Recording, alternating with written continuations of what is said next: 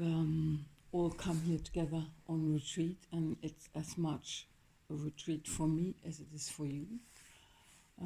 We all have busy lives, we have children, we have work, we have houses, we have things to manage.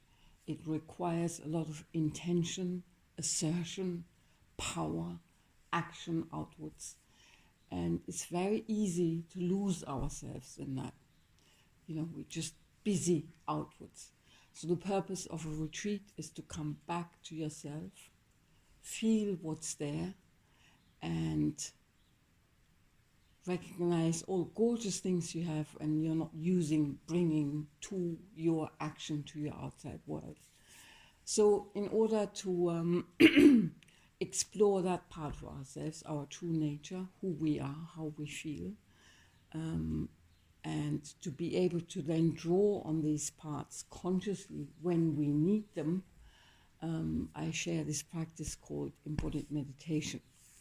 There's a couple of key things to do with it, which you can actually bring to any yoga practice, and you may recognize it already anyway.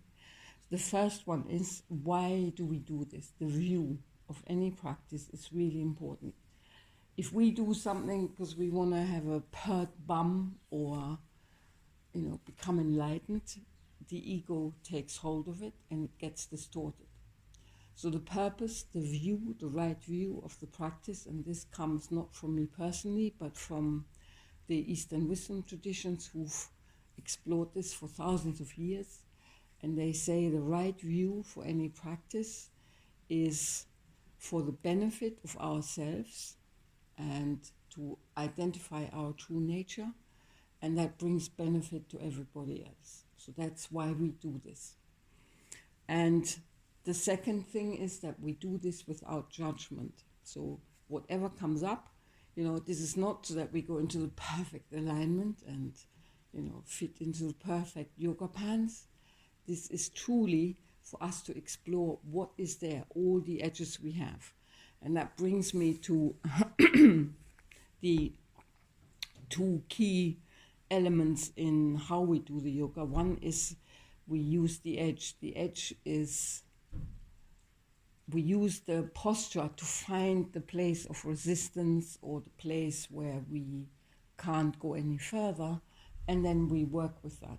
And I want to make very clear that edge can come up in your mind. That edge can be, I can't do a headstand, shit, I'm useless. So here the edge has arisen, I'm feeling inferior. So I can now work with that edge of inferiority. But we're going to focus on the body in this practice because it's very easy. If I want to feel resistance, it's easy to feel it in the body. And then when you go off the mat, you can explore and feel the resistance or the opening or the softening as you go through the day and look at beautiful rain or a beautiful scenery. So it's the edge in the body, and I'm going to explain that as we go through the practice. The last thing is the breath, Ujjayi breath. You may all be familiar with it. Are you familiar with Ujjayi breath? Yes, no? Yes, so it's the way we breathe in yoga, Hatha yoga mainly, Ashtanga yoga uses it. So it's restricting the glottis. Let me demonstrate it for you.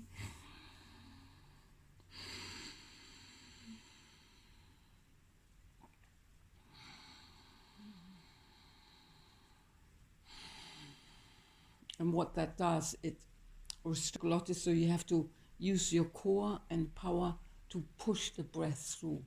You can then use, and here we come back to intention, you can then use that breath and direct it into areas of the body and soften it, or you just use it. It makes you mindful. It makes you slow down, and it makes you practice safely because you're not going to cause yourself injury if you follow your breath. So these are the key elements. We're going to explore all of them in the next 2 or 3 days. We have 4 sessions together. And I want to make sure that, it's your body you practice in. you have to be safe with your body. I rarely come and adjust. Sometimes I might come and put my hands on places. If any of you don't want me to do that, please let me know now. You're all right with me. I'm not going to push you into a posture. I'm just going to put my hands. Okay. Cool. And also with any injuries, please adjust yourself if you need to, if it doesn't feel safe. So if we're going into a posture and it's not safe for you, just lie down and breathe, right? So, and that's absolutely fine.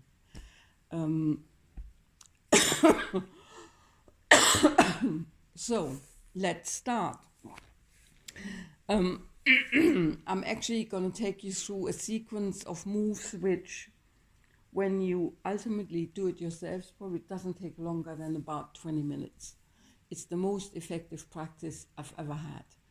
It's when I did it every day for a couple of years, it shifted so many things in me.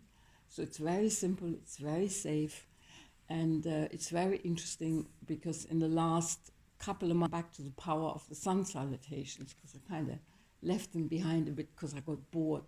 But actually they're so good in strengthening your core. You don't even have to think about it. It doesn't feel like it does anything, but it strengthens your core.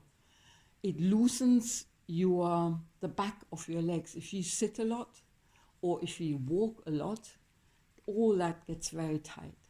And so often people say to me, I can't do sun salutations at the very beginning because I'm not warmed up.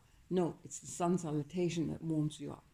So we're going to come back to that in a moment. But I just want to share my enthusiasm for it again. So if you just did 10 sun salutations a day, I'm sure it's going to change the way you feel in your body.